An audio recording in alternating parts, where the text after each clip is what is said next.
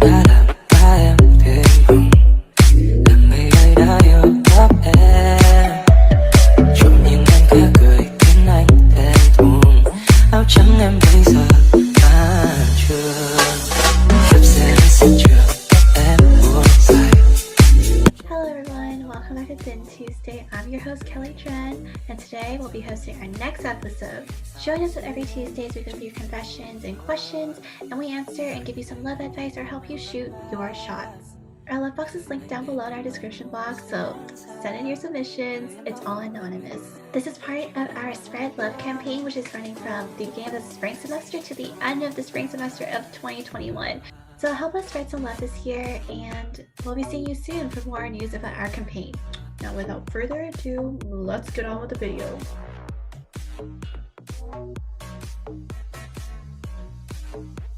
Okay, and with us today we have Linda and Tina.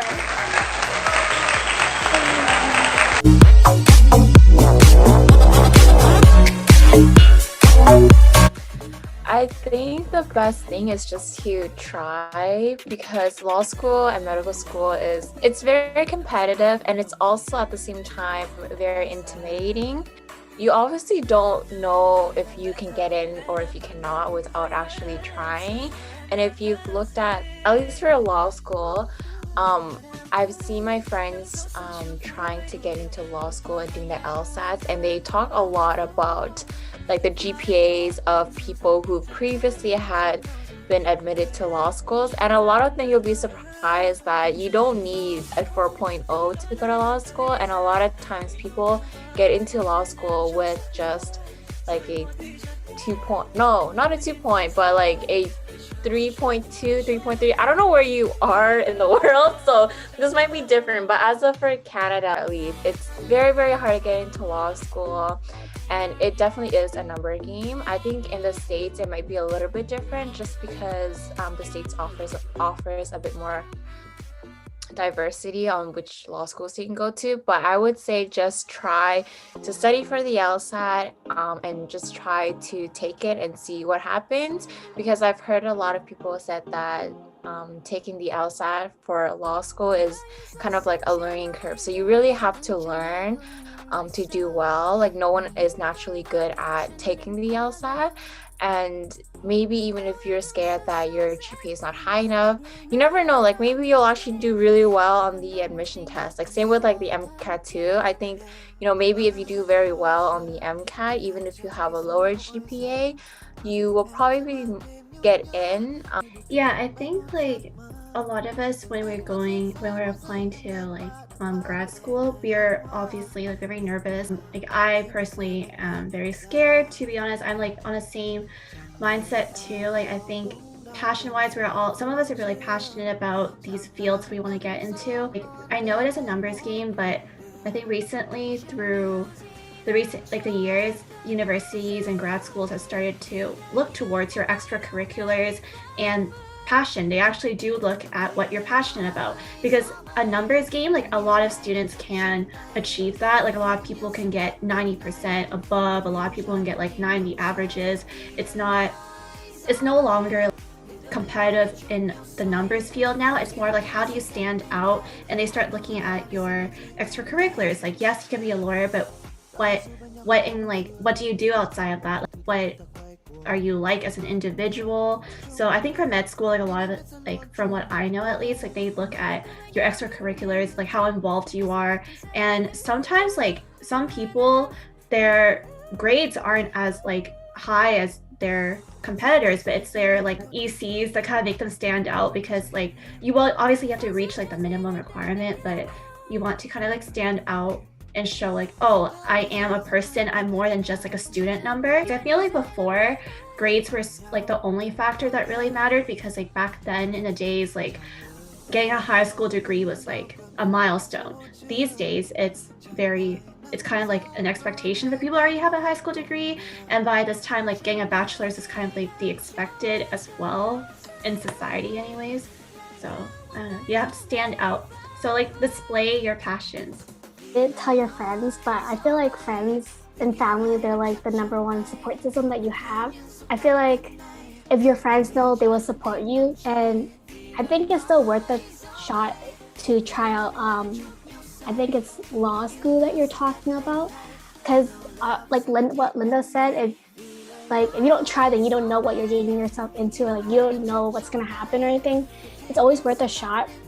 And if you don't make it, like not to like get your hopes up or anything, like you know what's gonna happen, and you have like your support system, and like you know how to improve on it for like the next time you try to apply to law school. If you don't take that shot to, try to go to law school, like in the future, you might regret it.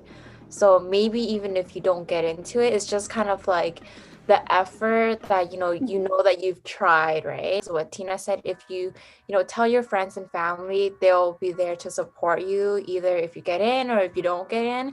But I think the important part is just to know that, like, at least you've tried. I think that's like the most important thing. I just want to say, like, for med school especially, like a lot of people don't get in the first time when they apply.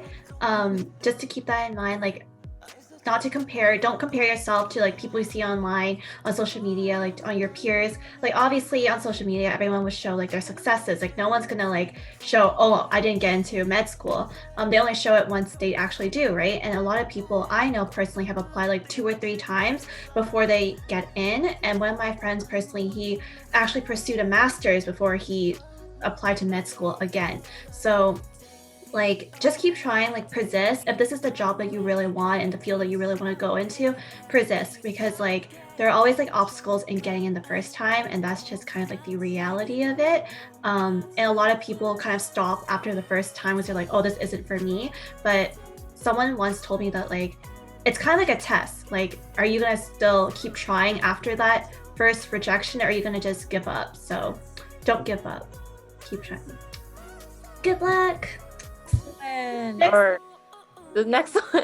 Next one. Anh cố gắng đi tìm, anh đã nằm chìm. Kelly, you can talk about balancing school and life, because you are very, very, very involved at our school. So first off is I remember when I first entered like college, I was like, oh my god, like in high school I took like 6 courses a day, like this is easy. And then like someone was like, no, slow down mate. Take 3. And I was like, 3? What am I gonna do for the other like 20 hours of the day? They're like, no, just trust, just take 3.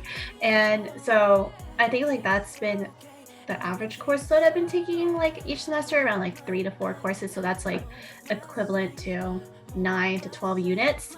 Again, like in Canada, it's slightly different. So I know in the US, it's like almost like the average to take like 15 units. Kind of like what I do is I know my limit for school, for how many units I can handle, because like you want to have time for like your own social life, like your own sleep time, your own like self-care. You want to have like wiggle room, right? And especially like if you work on a side too, like you want to be able to have time to work, study, and go to school. For me is, not gonna lie, I oversign myself up for things, but in a way, like it kind of forces me to be more organized, and I think organization is like the key to everything.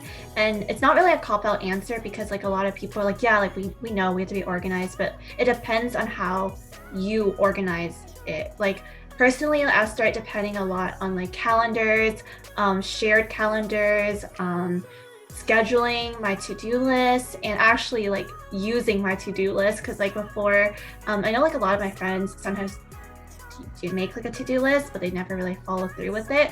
So the key is to kind of create like a mass monthly calendar, and then just like put in all the deadlines and all like the key dates of like all your events or your exams. And then that's when you start scheduling, okay, this day I'm gonna be doing this, like creating your like little gist of what your days would look like leading up for the week. I usually set like every Sunday I kind of sit down and make my schedule for the entire week. So like that way I kind of have an idea of how my week looks like. I know it sounds like such a nerd thing, but yeah, so I think like managing school and life is also knowing when to say no. I think that's like a really big factor. Like I get baited a lot to join a lot of clubs, not gonna lie. But eventually I kind of learned to be like, hey, like I'm actually like I would love to, but I'm gonna have to say no because there's a lot on my plate right now. And just being able to say no, like stand your ground, kind of like help you. Like you might feel bad in the moment. Like I usually always feel bad when I reject like an offer to join a club or something, but in the long run, I appreciate that my old self for saying no because you're gonna burn out. I know in the US and Canada, the school systems are a bit different, like scholarships, like and stuff for school, like it's expensive. I don't know if you have the opportunity to take a semester off, but if you do, I would recommend taking a semester off if you're feeling really burnt out. It would give you that rejuvenation and kind of like self-reflection time, and then you learn to miss school and then be able to appreciate it to go back. Otherwise, you're just gonna get tired and sick of school and overwhelmed, and it's just gonna, your mental health might not be in its best.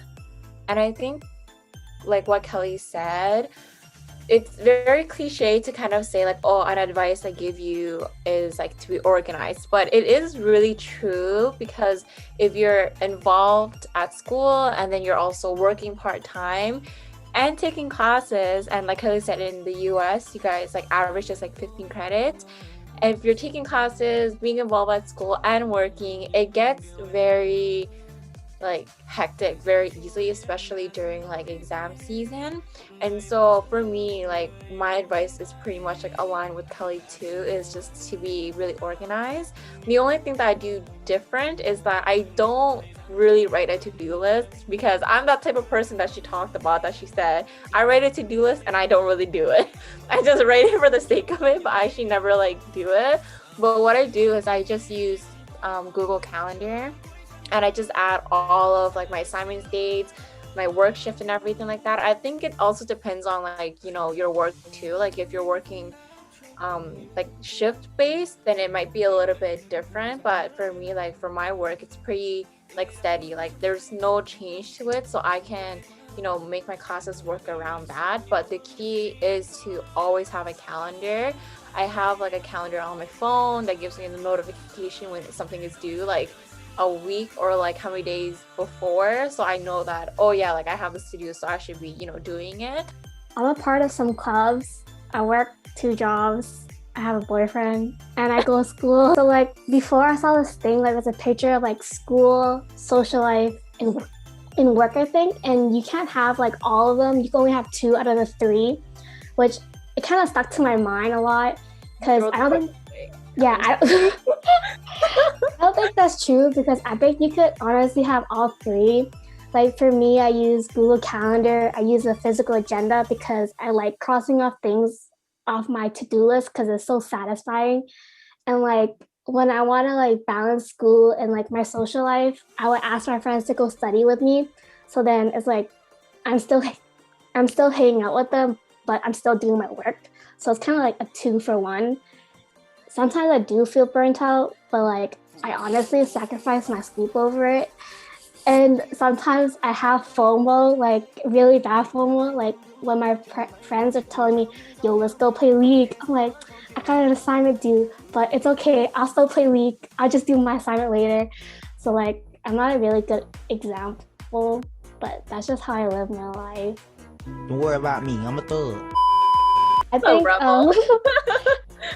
but like Google Calendar and everything like gives me an overview of my week, which is what I like. So there is like ways for you to like balance everything. You just gotta like find ways.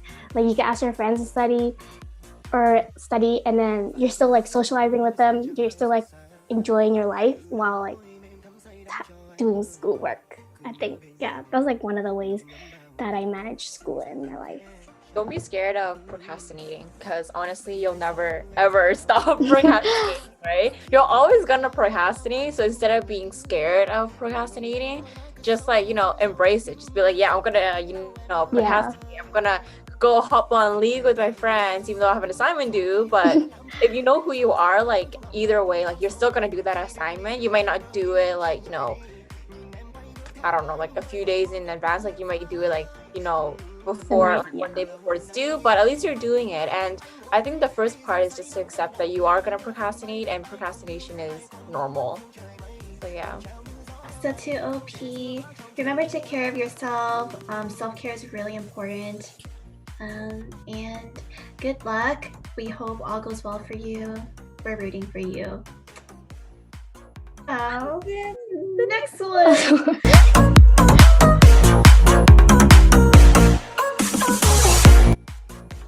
Like, I get that your friends are trying to get you to go on dates, but if you're not ready, don't do it. Like, you know yourself better than anyone else. Don't feel pressured. Like, it's kind of hard to regain the trust that you lost from someone, or like someone betrayed you.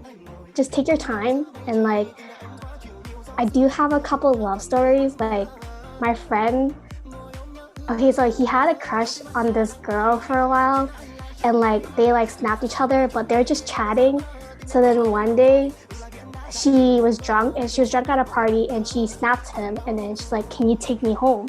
So then, I don't know if this is cute, but it's cute to me because they're dating now. But he came to pick her up, and as he was driving, okay, I'll just call him Rob. She was like, Rob, I always imagined that we dated. I always thought about it, but I didn't know you liked me.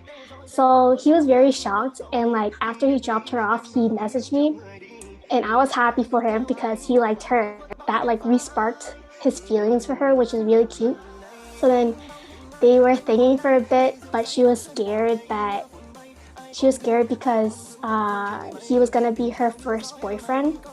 So I don't know, I just felt so happy for him because his last girlfriend was kind of like she's a good friend of mine, but like it just ended so badly that it kind of just made me mad. So but him and this girl are dating now, and they're really cute. I'm really happy for them because seeing him happy makes me happy, because honestly he does deserve it after like everything that he's been through. So yeah.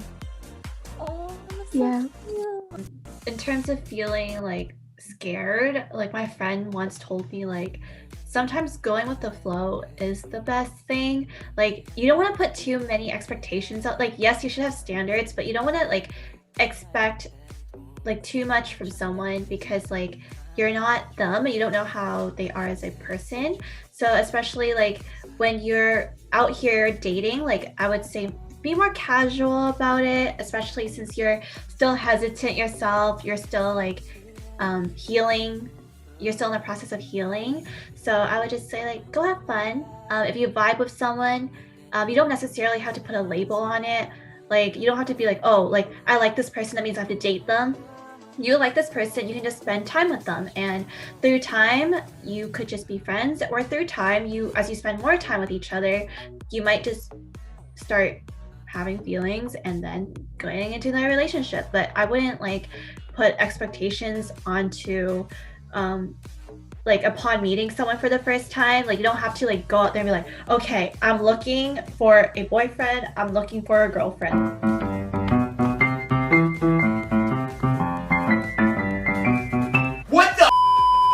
Having that set mindset when you're out in the dating field could be quite harsh on yourself, just because like disappointment is a real thing out there, and I feel like putting expectations out there could be damaging for yourself, because you don't like, we honestly don't know how the other party will react. We don't know how the other party is like.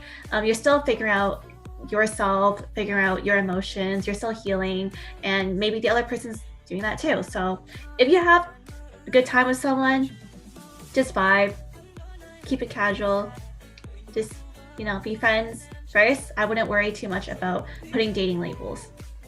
Like don't be afraid of like, oh, like I have to date after X amount of time. Like there's never like a time where it's like, oh, I can only be single for like, I don't know, like 3 months, and after 3 months I have to be in a relationship. You can be single for a short period of time or a very long time. It all depends on you, because the most important part, like Kelly said, is to date when you are ready. And if you just don't want to date, but you just find that you're vibing with someone very well, then it's fine to just stay friends and just continue that friendship. Another, I guess, like love story is that my friend recently, I think my friend's like a little bit different just because she's, oh my god, I hope that she doesn't watch my videos, but I hope she does. I'm kidding.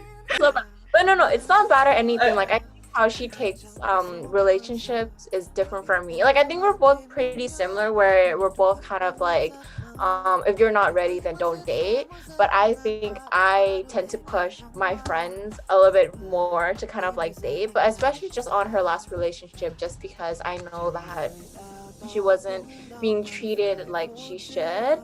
And so, you know, she broke it off with her ex, and I feel usually when you're the one who, you know, breaks up with your significant other, you're kind of like more ready than the person who, like, you know, receives that message.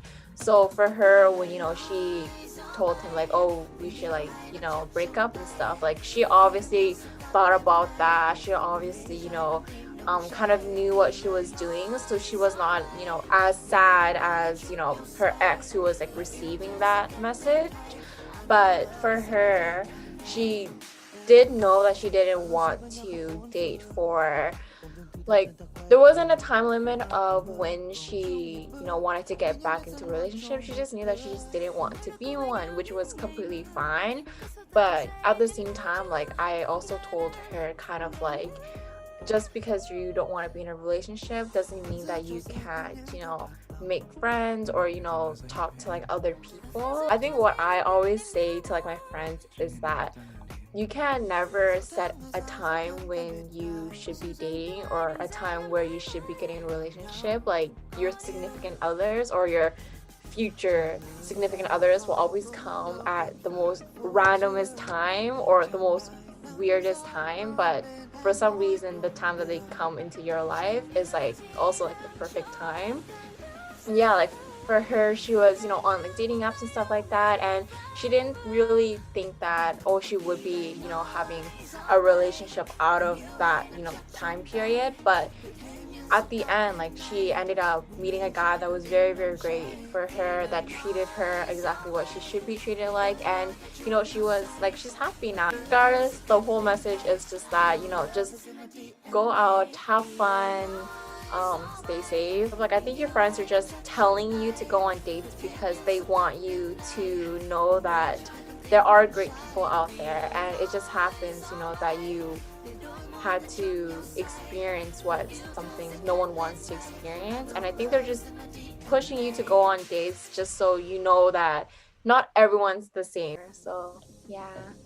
To OP, we wish you the best on your healing journey, and hopefully you'll make some really good friends out there and go on some really bomb dates. Now, on to the next one.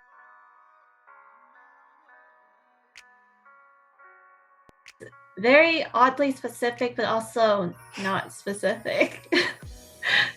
So this one is addressed to that cute guy studying on campus on Friday. Is this the Burnaby campus? Is this the Surrey one? Is this the Vancouver one? Is this even SMU? Could be UBC or KPU. We don't know. But whatever guy was studying on campus on Friday. Well, to the guys studying on campus on Friday, I hope you go to the exact same campus again, because someone's trying to shoot their shot at you. So go on campus and be more aware of your surroundings. Feel free to update us in the love box. We love to hear success stories too. I need to have some faith in love, man.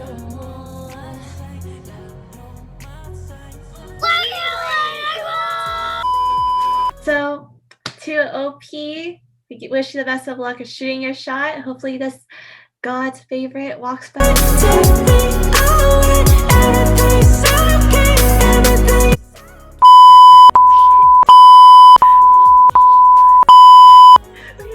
This was when we were on that. Okay. Dude, I am shooketh. Wow.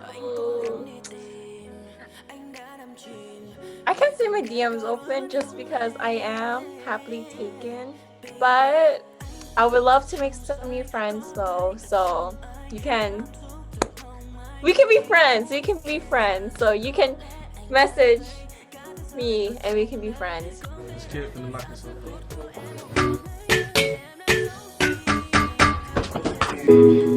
This for the A. Shawty, I don't. You just straight up friend zoned the person. I can't really say anything other than F in the chat for a fallen soldier, but keep your heads up, OP. SCT. Oh, but if I am in the voice channel next time, do hop in because I'm always there with my VCL members. So, and feel free to come to our events. Yeah. I'm kidding. I'm sorry. I'll put an invisible band-aid on for that. That was really mean.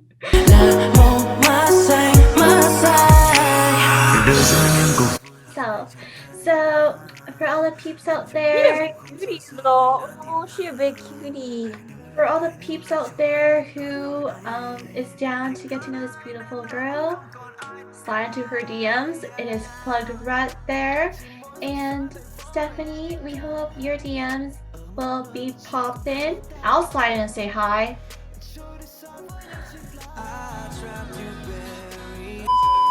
Y'all better slide in before Kelly takes her. Good evening. Thank you, Stephanie. And yes, to everyone out there, feel free to plug yourself in our love box. Be bold, be brave. And if you can't, be bold and be brave. You can always confess in our love box anonymously.